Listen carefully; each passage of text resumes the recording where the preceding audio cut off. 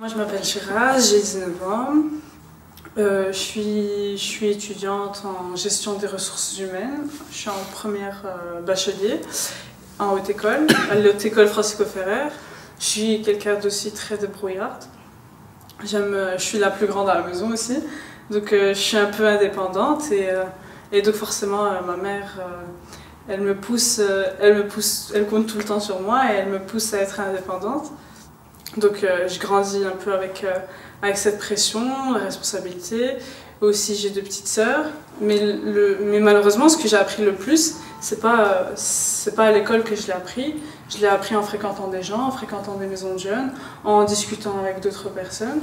Ouais, c'est intéressant parce que moi, à ton âge, j'avais pas les mêmes, et on n'avait pas les mêmes préoccupations. Je veux dire, on était des jeunes un peu insouciants, c'était dans les années 68, 69, donc on sortait de 68, c'était une révolution, la liberté, sur tous les plans, et on ne connaissait pas le chômage. On faisait des études, moi à 19 ans j'étais parti dans des études d'ingénieur commercial, je n'étais pas du tout à mon aise, d'ailleurs je me suis planté après à l'université, j'ai refait autre chose parce que quand même il fallait avoir un boulot, et ce n'est que bien plus tard que j'ai encore repris l'université, etc.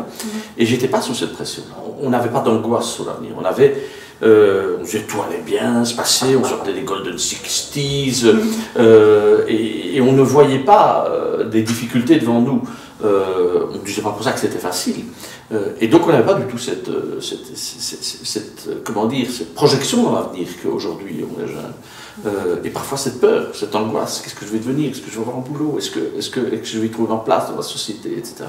Pour nous ça allait de source. Et pour vous ce serait quoi la définition du succès? Qu'est-ce que ce serait pour moi, le succès, ça peut être quelque chose de très anodin. Hein. Le succès, c'est toi. Quand tu es bien dans ta peau et que tu réussis et que tu vas de l'avant, c'est un succès. On ne te parlera pas de ça.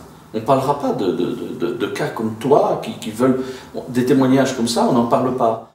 Tu connais les difficultés, les faiblesses, les obstacles devant toi dans ta vie, mais tu sais ce que tu veux. Et ça, c'est un avantage fondamental. Avoir la volonté d'arriver, et surtout d'arriver par toi-même. Et de se dire, je ne vais pas compter sur un tel ou un tel pour faire ce que tu veux. Être une femme libre, indépendante, qui va choisir sa vie, qui va assumer sa vie, et qui créera, je le souhaite pour toi, un foyer. Et ça, c'est quand même un atout fantastique. Même si, sans doute, la vie est beaucoup plus dure pour toi aujourd'hui qu'elle ne l'était pour moi. Quels sont les moments où la personne, ou les moments clés, qu'est-ce qui a fait dans votre vie que vous êtes relevé et vous avez continué de croire en vous-même? J'ai viscéralement, je dirais, un optimisme. Je crois aux générations présentes. Donc je n'ai pas une vision défaitiste de l'histoire. Je ne crois pas qu'on est en décadence, je ne crois pas que la situation va mal et va aller de plus en plus mal. Je suis toujours volontairement dans une vision optimiste de construire ce monde. Même à votre parcours, qu'est-ce qui vous a... Est-ce qu'il n'y a pas une personne ou un moment où quand vous étiez au plus mal, auquel vous avez pu vous raccrocher? Moi, ce qui m'a marqué terriblement, c'est mon père qui est mort très tôt, très jeune, et qui lui était complètement cassé par la guerre. Non seulement il était prisonnier, et en plus il a eu un accident dans ce camp, donc il est ressorti handicapé. Mon père était handicapé, et donc c'est un homme qui était fichu. Ses études ont été arrêtées, il était enrôlé, il avait 19 ans comme toi, parti à la guerre. Prisonnier, 5 ans, handicapé, etc. Donc c'était fini, on ne savait plus refaire les études, on n'avait pas l'argent, il fallait... Et donc c'était un homme qui était éteint, dégoûté de la vie. Et j'ai envie de dire, moi c'est le contre-pied. Et j'ai envie de lui prouver, ben non, voilà, papa, tu vois, ton fils a fait ce que toi t'as pas pu faire.